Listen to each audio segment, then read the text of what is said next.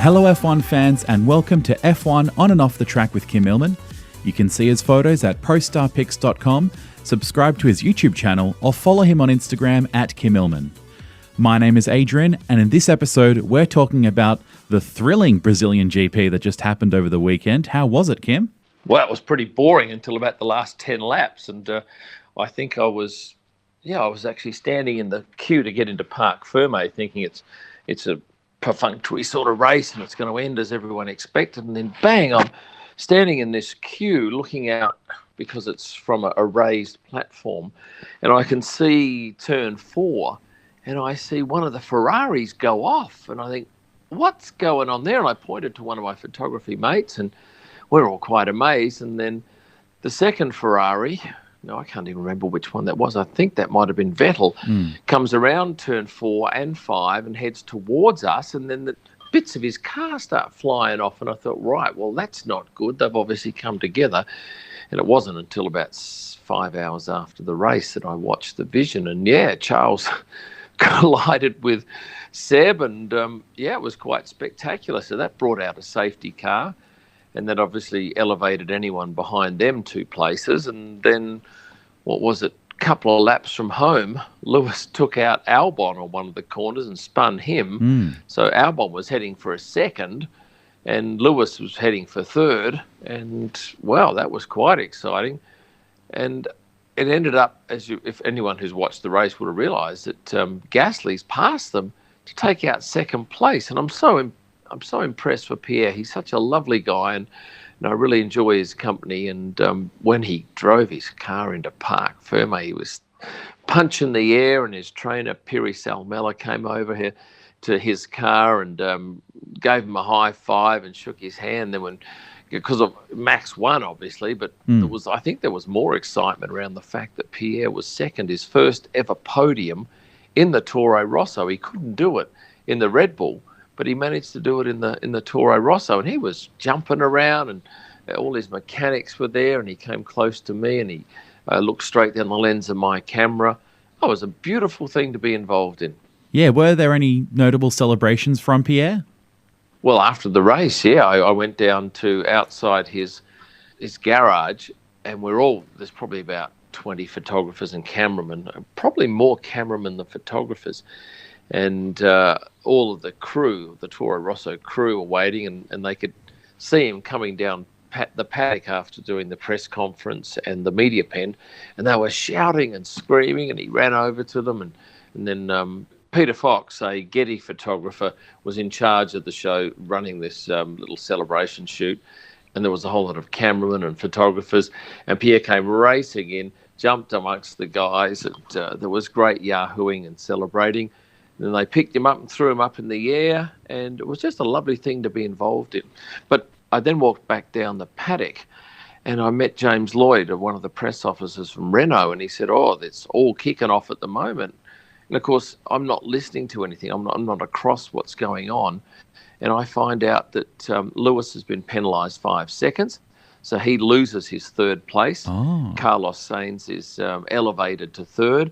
But hello, there's something questionable about the car of Carlos Sainz, and there's no guarantee that he was going to get third. So at the time of recording this, I'm not sure who's going to be third after that race, but it certainly won't be Lewis, who was up on the podium spraying champagne with the other two.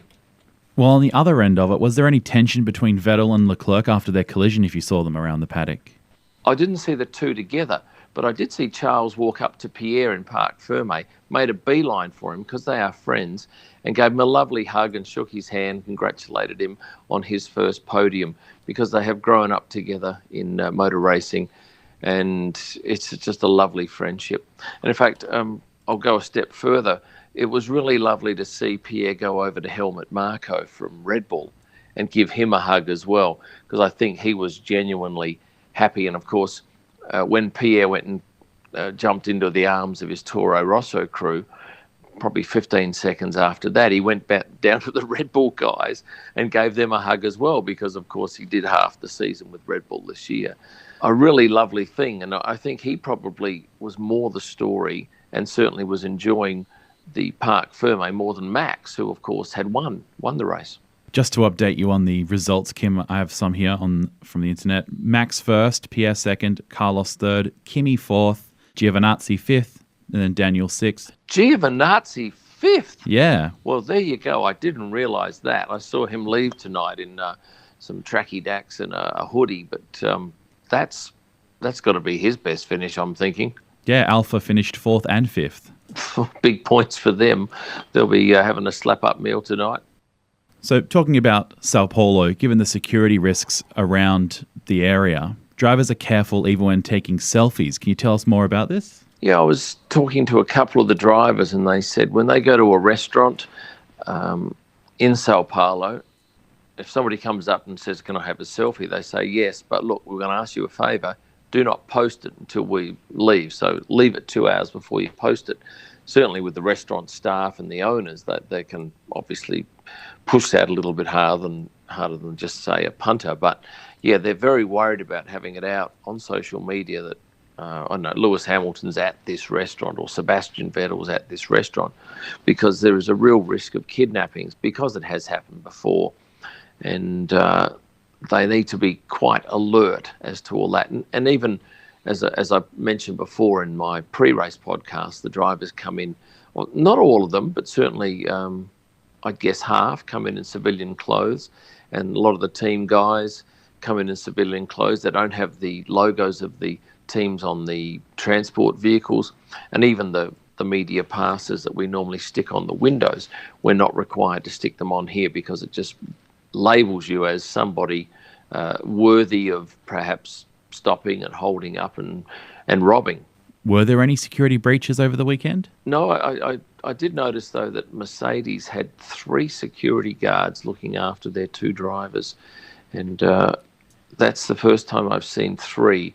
A lot of countries, they have 2, and they pick up a local security guard to complement the one that travels with Lewis and the team. But this year it was 3. Yeah, I saw you managed to snap a picture of what looks like Valtteri running from security, but that's not quite what's going on. No, that guy was just keeping up. He's a South African. I spoke to him. He's staying at the same hotel as I am. And yeah, he's a big boy. He's got arms the size of my thighs. And I took a beautiful photo today of Valtteri with his trainer on his left as you look at the photo, and his security guard on the right. And it's almost as if they're posed walking towards the camera.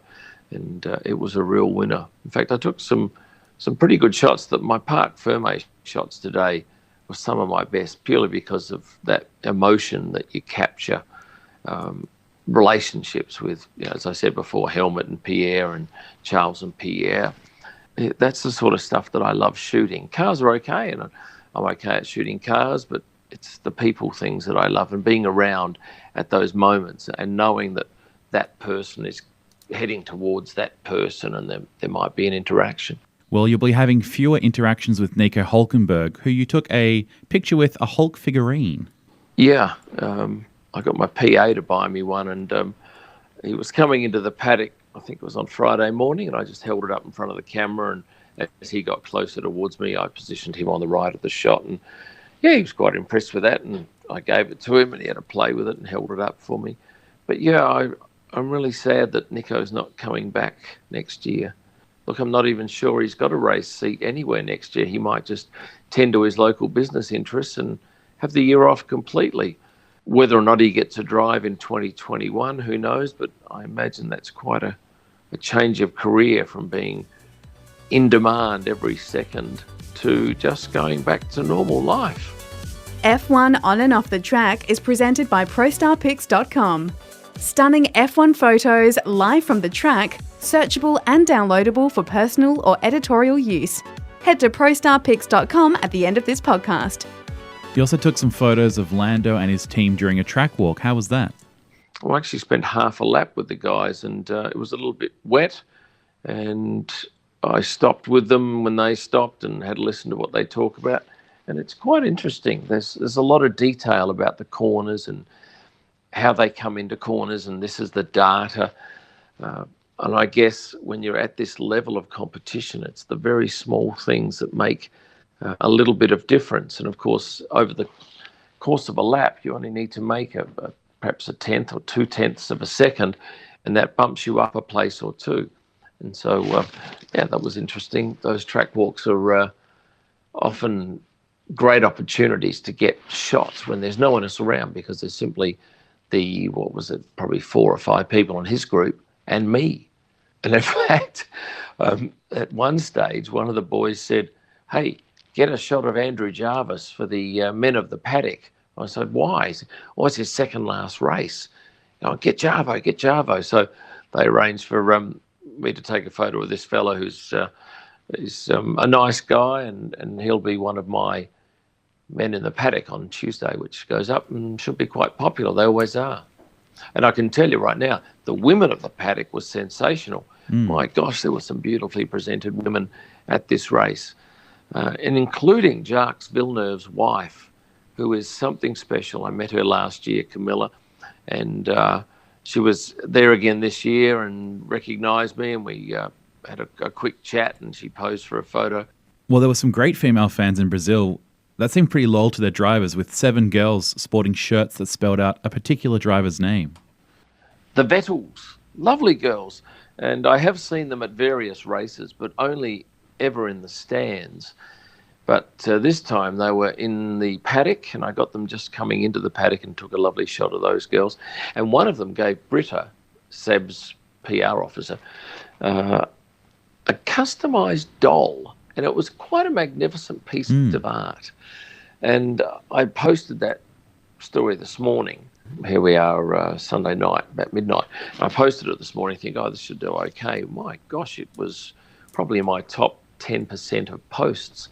And I talked to Britta when I came in, because she isn't on social media, and I said, Britta, I put a picture up this morning of that doll on you. And she, I know. I said, but you're not on social media. No, my friends send me that stuff. As soon as you put something up, my friends send it to me, so I know. But it was a lovely piece of art, and she was impressed that they'd gone to that effort. I believe you also met the youngest person in the paddock. Yes, and youngest by a country mile. Penelope, now I think her surname will be Kvyat. Obviously, Danielle Kvyat and Kelly Piquet are a couple, and Kelly gave birth, I'm thinking, no more than about 7 weeks ago. And she brought her beautiful baby with her, and I caught up with her and took a couple of pics, but blurred her baby's face because just to be sure. And she was there again today on Sunday and looked dashing, so she'll certainly feature in my Women of the Paddock post. It'll go up on Monday local time here. But I've got a lot of time for Kelly. She's a lovely girl. And her daughter, Penelope, who was asleep when I met her. There's also a fun photo of a Spanish TV presenter jumping in some puddles. Yeah, that was lovely. It's Noemi de Miguel. She was walking down the paddock, and it had been bucketing down before FP1, and there were lots of standing pools of water. And she had galoshes on and like a black pleather skirt, or maybe it was leather. And she jumped in this puddle, and I wasn't ready for it. And I said to her, "Let's do that again." She said, "Oh, no." I said, "No, come on, let's do it again." It was a great photo. And she did it again, and I was ready. And you just don't see that very often, a TV presenter jumping in a puddle. What I'd love to have seen is a driver on their way to the garage do that. But obviously, I don't think they want to get into the car with a wet race suit. I also took a funny picture today. In fact, I didn't realise it at the time. It would look funny, but I put it up tonight of Sebastian Vettel. And he'd obviously, I don't know whether he'd lost something in the cockpit, but he put his head through the gap between the halo and the top of the car, and he was searching around for something inside the car. And I think my caption was something like, "Seb loses his car keys." But it looked funny to me when it happened, and certainly a lot funny when I played it back through the camera. Daniel was presented with a miniature replica of a Renault car. Yes, and it was quite a work of art. It didn't have any wheels, it didn't have any front spoiler or a back air thing, but it had the rest of the car, and it was handmade.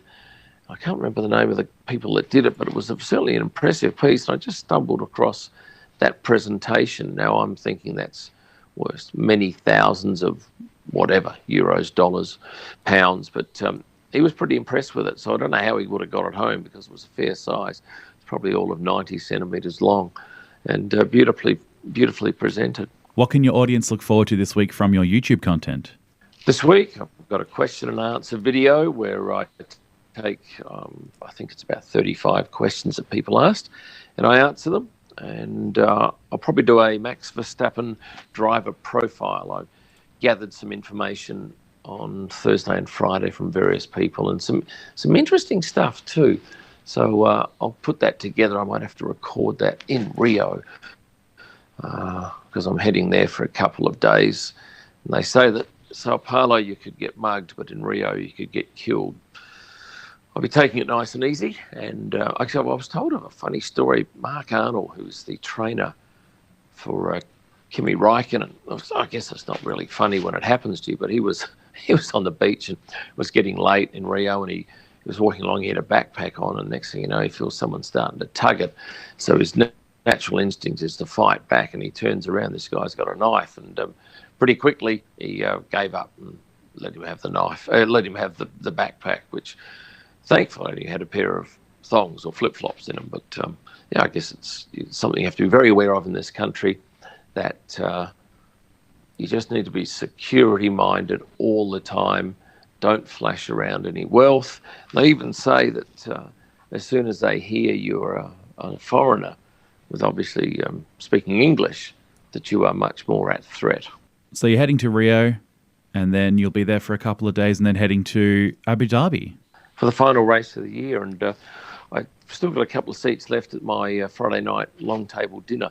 So if you're an F1 fan and you want to hear some great stories from the paddock, and you perhaps have a photography bent, come along. You can get online at kimillman.com, look for the dinner events booking page, book a couple of seats, book more if you want.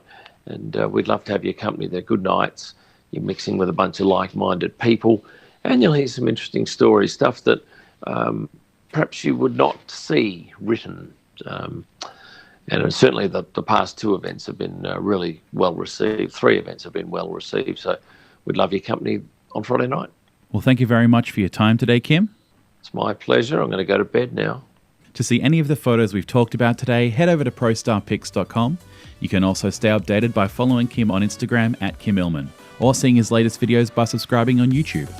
If you like what you heard today, please give us a review and remember to hit subscribe to stay posted for our next episode. Thank you very much for listening, and we'll see you on and off the track. F1 On and Off the Track was presented by ProStarPics.com. Stunning F1 photos live from the track, searchable and downloadable for personal or editorial use. ProStarPics.com. Head there now.